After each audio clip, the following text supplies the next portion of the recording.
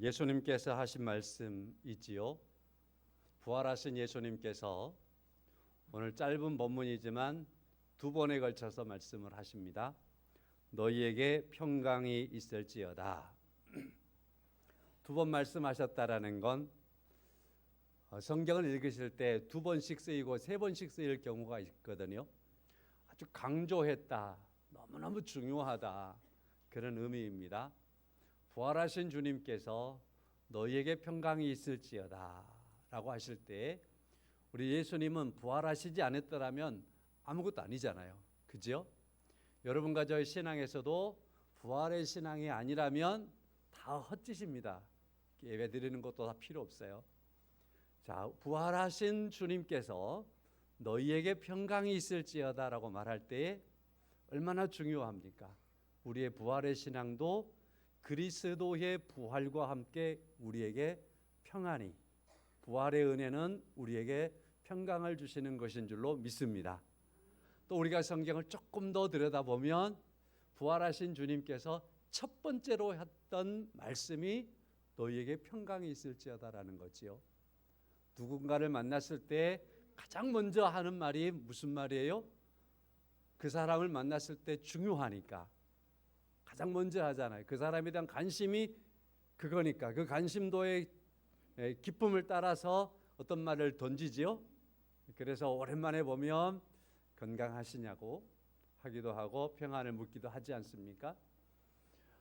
이와 같이 주님께서 부활하셔서 가장 먼저 하셨던 말씀이 평안하냐라고 하는 말씀이었다. 너희에게 평강이 있을지어다라고 하시는 말씀이었다. 여러분, 우리의 부활의 신앙은 그리스도의 부활하심 안에서 평강의 은혜가 있는 줄로 믿습니다. 그래서 축원하겠습니다. 부활의 신앙으로 우리 성도님들의 모든 생활과 삶들이, 여러분의 모든 가정이 부활의 은혜로 평안하시기를 축원합니다. 로마서 8장 1절과 2절의 말씀. 그러므로 이제 그리스도 예수 안에 있는 자에게는 결코 정죄함이 없나니 이는 그리스도 예수 안에 있는 생명의 성령의 법이 죄와 사망의 법에서 너희를 해방하였음이라 말씀을 합니다. 우리 인류에게는요, 두 개의 법이 있습니다. 생명의 법이 있고요, 사망의 법이 있습니다. 사망의 법이 있고 생명의 법이 있습니다 라는 겁니다. 아담과 하와는요, 이 세상에 첫 번째로 생명을 얻어서 살게 된 사람들입니다. 생명의 법이 그들에게 주어졌습니다. 그러나 이 사람들은 또 하나님의 말씀을 범하여 죄를 지었더니 그 죄의 정죄함을 받아서 사망의 법이 또 그들을 지배하게 되었습니다. 그래서 죽음은 이 사망의 법이 들어온 이후로 모든 사람에게 영향을 미치게 되었지요. 히브리서 9장에는 그래서 한 번 죽는 것은 사람에게 정하여진 것이다 라고 기록하고 있을 만큼 사망은, 죽음은 누구도 피해갈 수 없는 그러한 사건이 된 겁니다. 죽음은 그런데 우리에게 슬픔을 안겨주고요, 평강을 파괴하는 것이 죽음이지 않습니까?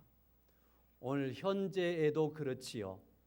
현재에도 육체의 죽음을 피해가는 사람은 없습니다. 그래서 사고로 인하여서 또 스스로의 어떠한 상황 속에서 사회의 어떠한 모습 때문에 재해로 인하여서 최근에 우리 주변에 우리나라에도 우리가 뉴스를 통해서 듣다 보니까 마치 내 옆에서 그런 일들이 일어나는 것처럼 많은 죽음의 일들이 일어나고 있었습니다. 그것 때문에 온 국민이 다 마음에 안타까움을 갖고 또한 많은 위로함을 던지기도 하고, 교회에서 성도들은 또한 이 때문에 많이 기도하고 있는 것이 사실이지 않습니까? 죽음이라고 하는 것이 우리 사회 속에, 우리 삶 속에 직접 혹은 간접적으로 밀려 들어올 때에 우리를 슬프게 합니다. 죽음은 우리의 평안함을 빼앗아가 버리는 것이 사실입니다. 자, 그래서 그런 모습들을 가리켜서 평안하다라고 말하기는 참 어렵겠지요. 자, 그런데 이 죽음의 권세를 깨뜨려 버린 사건이 있습니다. 이 죽음의 문제를 해결했던 사건이 있습니다. 그것은 바로 오늘 본문의 배경이 되어지고 있는 예수님께서 죽은 자 가운데서 오늘 본문의 말씀이 시작할 때 이날 곧 안식 후 첫날에 그랬거든요. 안식 후 첫날 저녁 때에 그랬네요. 시간까지 말했네요. 이 저녁 때지만은 이날 새벽 때에는 예수님께서 부활하신 때였습니다. 부활하신 시간이었습니다. 그래서 여기서 나오는 이날 곧 안식 후 첫날, 이날은 예수님이 부활하신 날입니다.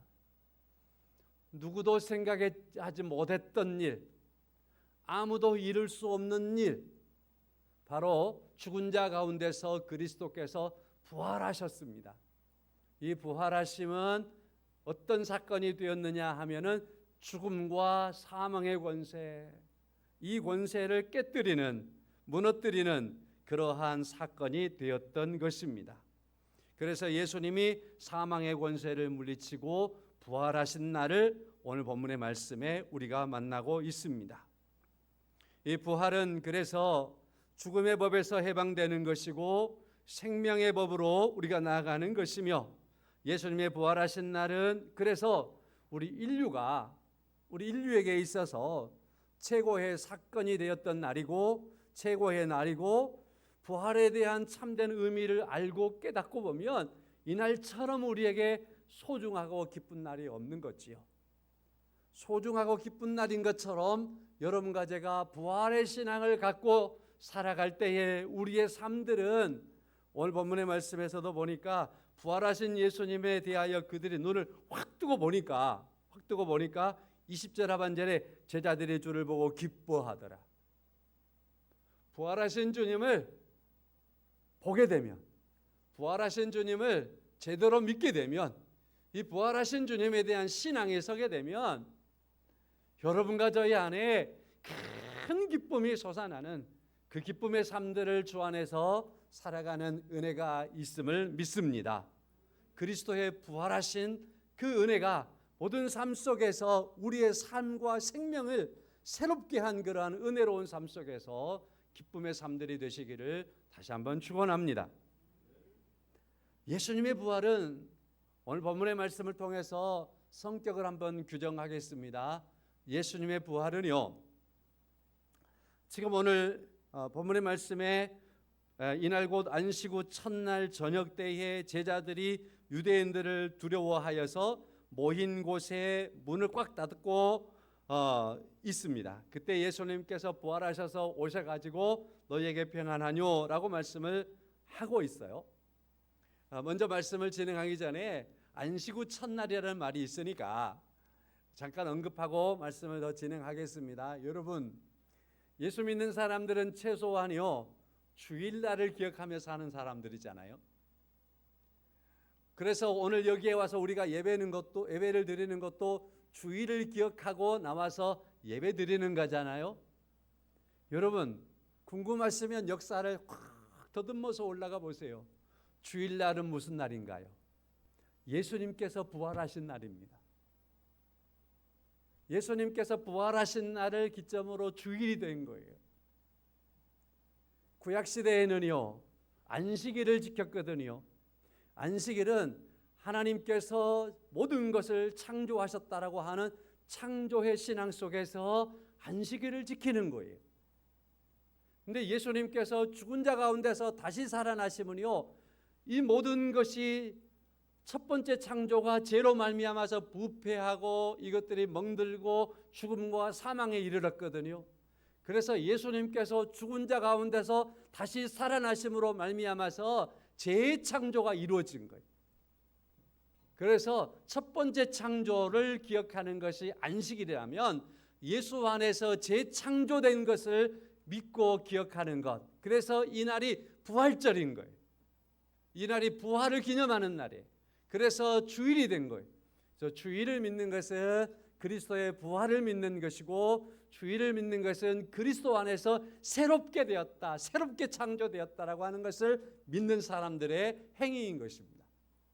여러분과 제가 그래서 주의를 지키는 그러한 진정한 사람이라면 그 날에 속하여서 그냥 있는 것이 아니라 그리스도께서 부활하신 날이다, 재창조하신 날이다, 생명이 새로워진 날이다. 믿으십니까? 이러한 믿음과 기초 아래서 주의를 지켜나갈 수 있기를 다시 한번 간절히 바랍니다. 부활이라고 하는 이 말을 희석시키는 말 가운데 하나가 뭐냐면 영적 부활이라는 말이 있어요. 영적 부활. 예수님께서 부활하신 것은 영적으로 부활하신 것이 아닌 건 아니지만, 그러나 육체적으로 부활했다고 하는 사실을 배제한 가운데에서 영적인 부활을 얘기하는 건 그리스도의 부활을 희석시키는 거예요. 이건 부정하는 것과 같아요. 온전하게 우리가 예수 그리스도의 부활을 믿는다라고 하는 것은 육체적인 부활을 믿는 거예요. 오늘 본문의 말씀에 보면 예수님께서 나타나셨어요. 예수님의 제자들이 지금 아침에 예수님이 부활했다는 소식을 들었어요. 자, 그리고 나서 이 사람들은 그날 하루 종일 지금 벌벌벌 떨고 있어요. 그들이 있는 곳 문을 꽉 닫아버렸어요. 모든 문을 다 잠궈놨어요. 그랬는데 부활하신 예수님이 그들에게 또 나타나신 거예요. 평안하뇨? 너희들에게 평안이 있을지어다. 그러시는 거예요. 자, 그런데 오늘 요한은 그 부분을 기록하고 있지 않지만 누가는 이렇게 기록하고 있어요. 영으로 생각하는지라. 문이 다 닫혔는데 부활하신 예수님이 서셔가지고 너희에게 평강이 있을지어다 그러니까 순간 거기에 있는 모든 사람들이 영으로 오셨나 보다. 그들의 환경이 충분히 그렇잖아요. 문을 꼭꼭 잠궈놓고 닫아버렸는데 근데 예수님이 어떻게 들어왔냔 말이에요. 그래서 영으로 오셨나 보다 그렇게 생각하게 됐어요. 자, 그런데 예수님께서 그걸 모르실 리 없잖아요. 그래서 오늘 20절 말씀, 그래서 누가복음과 요한복음을 함께 병합해서 보면 이해가 좋아요. 20절 말씀에 이 말씀을 하시고 처음에 나타나셔가지고 너희에게 평안이 있을지어다라고 말씀하셨던 주님이 제자들이 보니까 사람들이 영으로 예수님을 이해하는 거예요. 그래서 이 말씀을 하시고 예수님이 손을 보여주는 거예요. 손을. 이 손에가 뭐가 있지요? 못자국이 있잖아요. 못자국을 보여주는 거예요. 20절입니다. 손과 옆구리를 또 보여주는 거예요. 옆구리는 주님께서 십자가 날리실 때 창자국이 있잖아요. 선연하잖아요. 그래서 예수님께서 못자국 난 상처 있는 이 손과 옆구리를 주님이 보이시는 거예요. 뭐로 보이시는 거죠? 왜 보이시는 걸까요? 내가 지금 여기 부활해서 와 있는 것은 너희들이 생각하는 것처럼 영으로 온 게 아니라 나는 지금 육체가 부활해서 온전하게 내가 살아서 너희들 중에 왔노라 하는 것을 보여주는 거예요. 지금요. 보여주는 거예요. 거부할 수 없죠. 그죠? 그랬더니만은 제자들이 오늘 21절에서 예수께서 또 이르시되 너희에게 평강이 있을지어다 이렇게 하니까 제자들이 너무 기뻐하는 거예요. 너무 기뻐하는 거예요. 이제 이해가 된 거예요.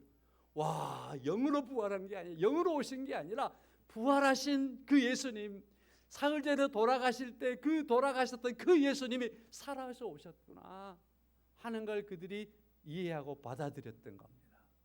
성도 여러분, 부활의 신앙 가운데서 우리가 규정해 두어야 할 중요한 것 하나가 있습니다. 주님의 부활하심은 영적인 부활만이 아니고 그의 몸이 죽은 자 가운데서 분명하게 살아나신 줄로 믿습니다.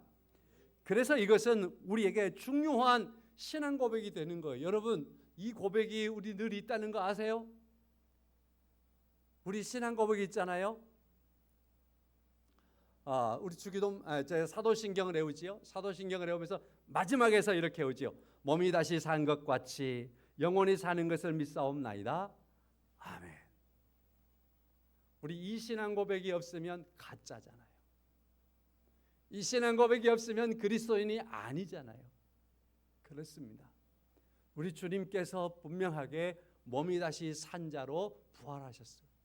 우리의 신앙도 그래서 규정하는 거예요. 몸이 다시 산 것 같이 영원히 사는 것을 믿습니다 라고 고백하는 거예요. 이러한 고백 너무 중요하죠. 그러므로 믿음 안에서 여러분과 저의 삶 속에 소망이 있기를 바랍니다. 우리의 몸이 죽은 자 가운데서 다시 살아나는 것이 구원의 완성이다라는 사실 말입니다.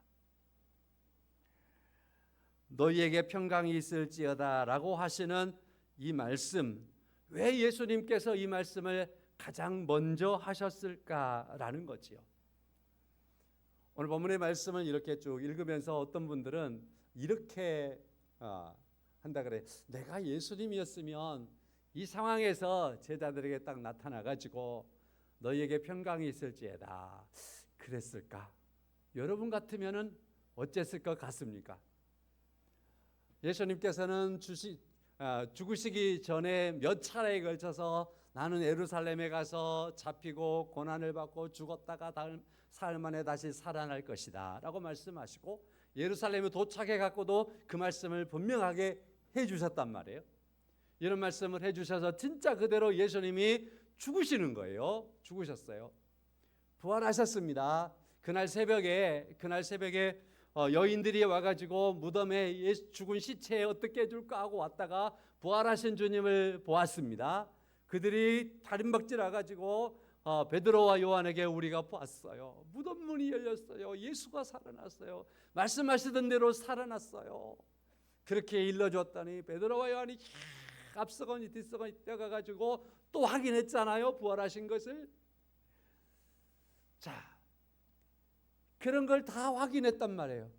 자, 그런데 예수님께서 딱 나타나셔가지고 야 임마, 그렇게도 말해줘도 안 믿는지, 그걸 못 믿었느냐? 책망할 것 같아, 그죠? 근데 책망을 안 하시는 거예요. 그렇게 믿음이 없었냐? 너희들이 나 따라다니는 게 뭐야? 배우는 거냐? 믿는 거 아니냐? 믿음이 그렇게 없냐? 여러분이 예수님이면 그렇게 했겠죠. 저도 그랬을 것 같단 말이죠. 근데 예수님은 그렇게 한마디도 안 하시는 거예요. 너희에게 평강이 있을지어다. 꾸중하시는 게 아니라 오히려 그들에게 평강을 선언하고 있습니다. 불안하게 그들이 영적으로만 생각할 때에 모든 것을 보여주시면서 내가 살아왔단 말이다. 너희에게 평강이 있을지어다. 또 말씀을 해주시는 겁니다. 그러므로 말미암아 그들로 하여금 부활에 대한 중요한 사실들을 선포하시고 평강을 선언해 주시고 있음을 우리가 말씀을 통해서 볼 수 있습니다.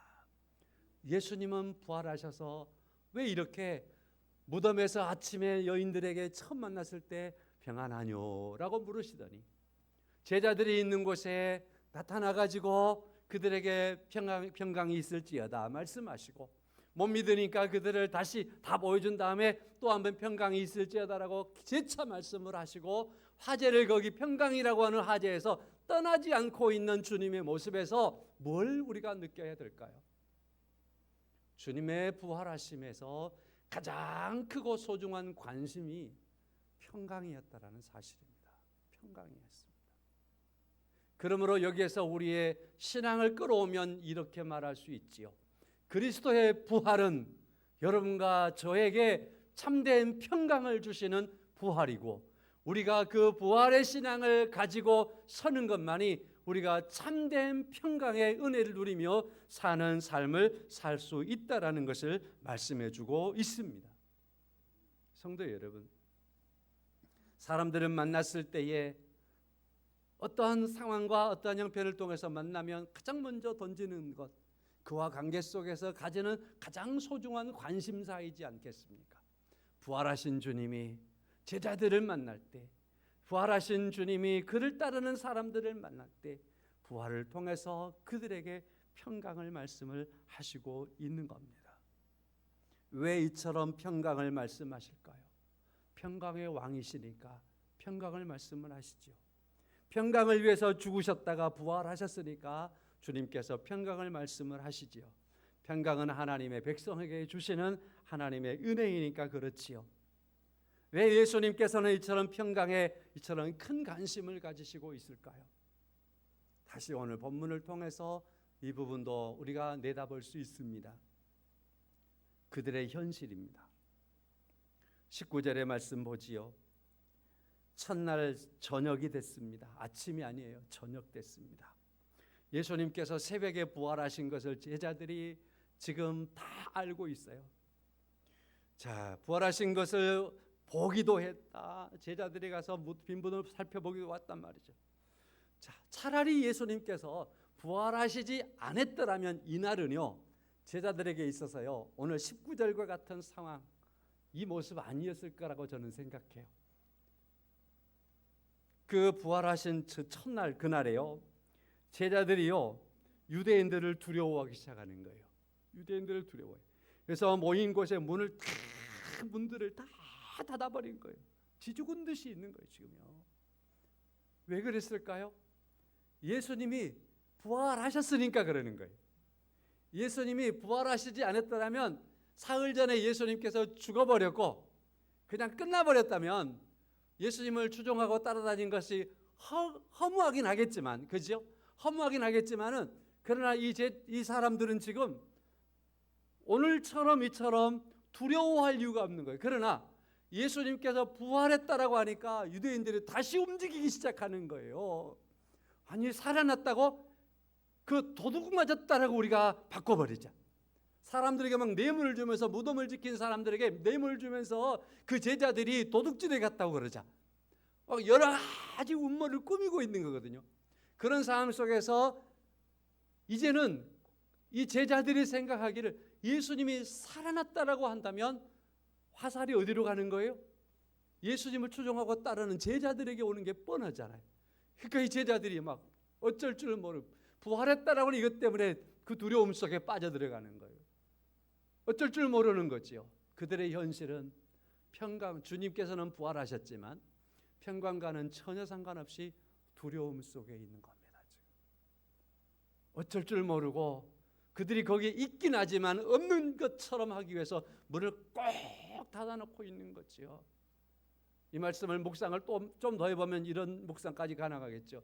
내 안에 예수님은 있는데 사람들 앞에서 이런 상황 저런 상황 가려니까 부끄러워하고 나 예수 안 믿는 것처럼 마음속에 꽉 닫아놓고 나서 그래 알았어 그렇게 살자, 알았다 가자 거기 포기하고 사는 사람들도 있지. 여러분 절대 그러지 말기를 바랍니다. 부활은 살아난 거니까 가둬놓는 게 아니에요. 그렇죠? 부활은요 살아난 거니까요 살아서 생명력 넘치게 살아가는 거예요. 자, 제자들이 이와 같이요 이날 너무너무 두려워서 이들은 이렇게 하고 있는 거예요 지금요. 그래서 평안이라고 하는 것을 전혀 지금 생각도 못하고 있는 그 제자들에게, 그 두려움 속에 있는 이 제자들에게 그들의 현실에 주님이 다가오셔서 선언해 주시는 거죠. 평강할지어다, 평강이 있을지어다. 주님께서 그렇게 말씀을 하시고 있는 겁니다. 성도 여러분, 두려움의 포로가 되어 있는 제자들에게 부활하신 주님이 그들에게 평안을 가지고 오신 겁니다. 평강은요 또한 축복입니다. 사랑하는 성도 여러분, 평강의 축복입니다. 여러분 무엇이 복이라고 생각합니까? 뭔가 이렇게 뒤적뒤적 읽다 보니까 이런 글을 읽게 됐어요. 서울에 있는 롯데월드타워는 세계에서 5번째로 높은 빌딩이다. 여기 안에 호텔이 있는데 호텔 하룻밤 자는데 2천만 원 한다. 또 이 롯데월드타워 여기에 42층에서 71층까지는 오피스텔이 있는데 90평이다. 월세 5억 2천만 원이다. 놀려버렸어요. 하루씩 자는데 2천만 원, 한 달 사는데 5억 2천만 원. 아이씨, 참, 그죠? 씻자 나오죠. 아이씨, 이거 어떻게 해요? 이런 기가 막힐 일이.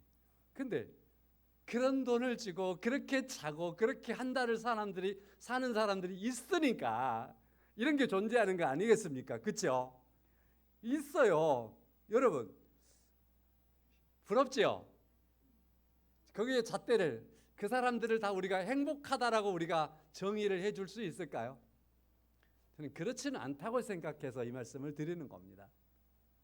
부러운 것도 사실이지만 한번 그렇게 잡았으면 좋겠다 생각도 들지만, 그러나 그 사람들에게 있어서 참된 그러한 복이라고 말해야 될까라는 겁니다. 여러분, 참된 복은요, 많이 가졌을지라도 그에게 평안이 없으면 참된 복은 아닙니다. 여러분과 저의 삶 속에서 우리의 삶이 그리스도께서 내 안에 살아계심으로 말미암아 내 안에 주님 안에서 살아가는 모습 속에 주어지는 그 평강을 우리가 소유할 때 그 사람이 참되게 복 있는 사람인 줄로 믿습니다.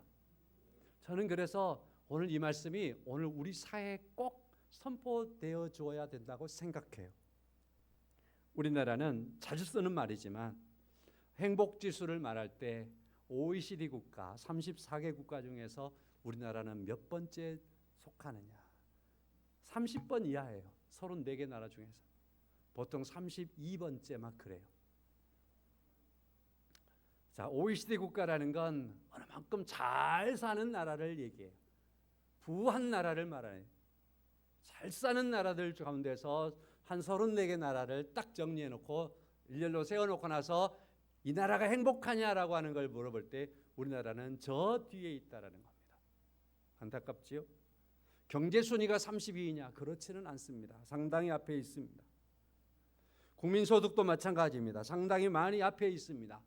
그런데 여러 측면에서 자살률이라든지 이런 것들을 물어보면 꼴찌라고 말합니다. 가장 많은 사람들이 이렇게 자살을 하는 나라가 우리나라라고 말합니다.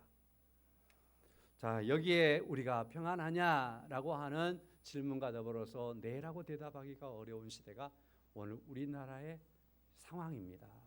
라고 하는 것을 말씀할 수 있습니다.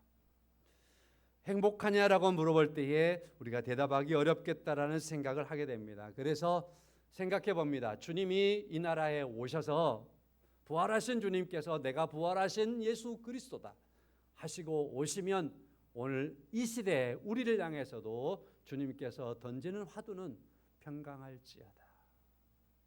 그러지 않겠습니까? 잘 살고는 있지만 경제적으로 부하긴 하지만 국민소득이 높기도 하지만 누릴 것도 많이 누리고 있지만 그러나 평강을 잃어버리고 있으므로 참된 행복에서 떠나 있는 모습에 있어서 주님이 평강할지어다라고 오늘 우리 시대를 향해서 주님의 부활하신 주님은 그렇게 메시지를 던지겠다 싶습니다. 평강은요 부활의 열매입니다. 요한복음 14장 말씀을 보면 평안을 너희에게 끼치노니 곧 나의 평안을 너희에게 주노라. 내가 너희에게 주는 것은 세상이 주는 것과 같지 아니하다라고 말씀을 합니다. 주님께서 평안을 끼친다, 평안을 준다 말씀합니다. 그리고 내가 너희에게 주는 평안은 세상이 주는 것과는 다르다라고 말씀을 하고 있습니다. 예수님께서 주신 평안은요 하나님의 평안입니다. 세상이 줄 수 없는 평안이고요. 이 평안은요 모든 지각에 뛰어난 평안입니다. 사람의 이성으로는 잘 이해가 안 되는 평안이기도 합니다. 환난 가운데, 역경 가운데, 인생의 풍랑 가운데서도 누릴 수 있는 평강이기 때문에 그렇습니다. 사람들의 어떤 갈등 관계 속에서도 이 평강을 누릴 수 있고요. 웅덩이 속에 빠져서도요. 이 평강을 누릴 수 있기 때문에 그렇습니다. 말씀이 좀 길어질 수 있으니까 이렇게 제목만 가지고 말씀을 드려보지요. 감옥에 있었던 요셉은 평강했습니다. 다니엘은 사자굴에 던지워졌지만 그러나 거기에서 평강했습니다. 풀무불에 던져졌던 사드락과 메삭과 아벳느고 평안을 누리고 그 안에 있습니다. 그 풀무불 속에서도 말입니다. 강풍으로 인하여서 파선 직전에 있었던 파선이 되어버렸던 그러한 사도 바울과 그 관계 속에 있을 때에 사도 바울은 유라굴로 해급 태풍 속에서 오히려 평안하였습니다.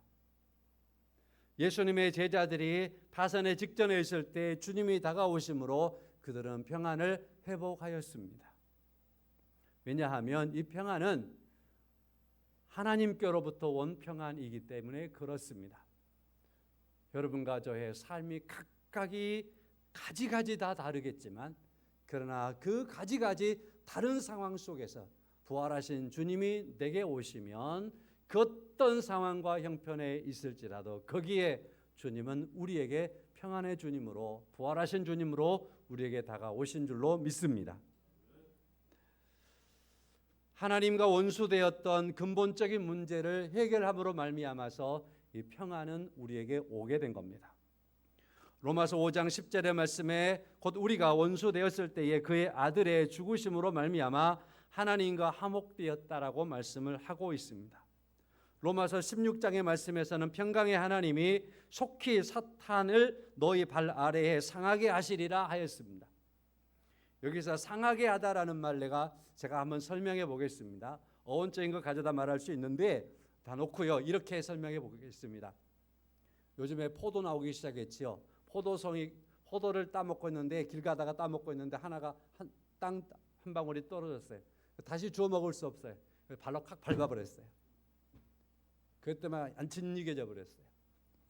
여기에 쓸 수 있는 말이 어떤 말이냐면 여기에 상하게라는 말입니다. 상하게 하다. 포도알 하나가 떨어졌는데 이거 못 먹게 생겼으니까 그냥 발로 딱 밟아버렸더니만 완전히 짓이겨져 버렸다. 상하게 하다. 여러분과 저에게 하나님께서 평안을 주시기 위해서 사탄을 이와 같이 상하게 한 겁니다. 믿으십니까? 우리 창세기 3장 15절 말씀 보면 주님에 대한 애언이 있어요. 그 말씀 속에서 보면은 주님께서 뱀의 머리를 상하게 할 것이다라는 표현이 있습니다. 뱀의 머리를 밟아버리는 거예요. 다시는 못 살아나요. 포도를 밟아버린 것처럼 말입니다. 예수님께서 십자가에 죽으시고 부활하심은 바로 이 사건이었습니다. 사단의 머리를 밟아버린 겁니다. 상하게 해버린 겁니다. 그러므로 말미암아서 사탄이 주장하고 있는 게 뭐예요? 사망을 주장하고 사망의 법을 주장하고 있었습니다. 그 사망의 법을 주장하고 사탄을 상하게 해버린 겁니다. 그리고 주님께서 부활하심으로 말미암아서 생명의 주로 부활하신 겁니다. 생명의 법이 그리스도 안에서 우리에게 주어지게 된 것입니다. 그러므로 하나님과 우리와의 관계 속에서 그리스도께서 십자가에 죽으심으로 우리를 화목하게 하신 겁니다. 하나님과 우리가 화목하게 한 것이 참된 평강인 것입니다. 이 평강의 복을 주시기 위해서 주님이 십자가에 죽으신 겁니다. 믿으십니까? 자, 이와 같이요, 우리에게 주어진 평강은 그리스도께서 사단을 상하게 함으로 주어진 겁니다. 그래서 사망의 권세가 끝나버린 겁니다. 부활의 은혜가 우리에게 임하게 된 겁니다. 부활의 주님께서 우리에게 다가오셔서 여러분과 저를 안아주시고 우리를 이끌어 주시는 것을 믿습니다.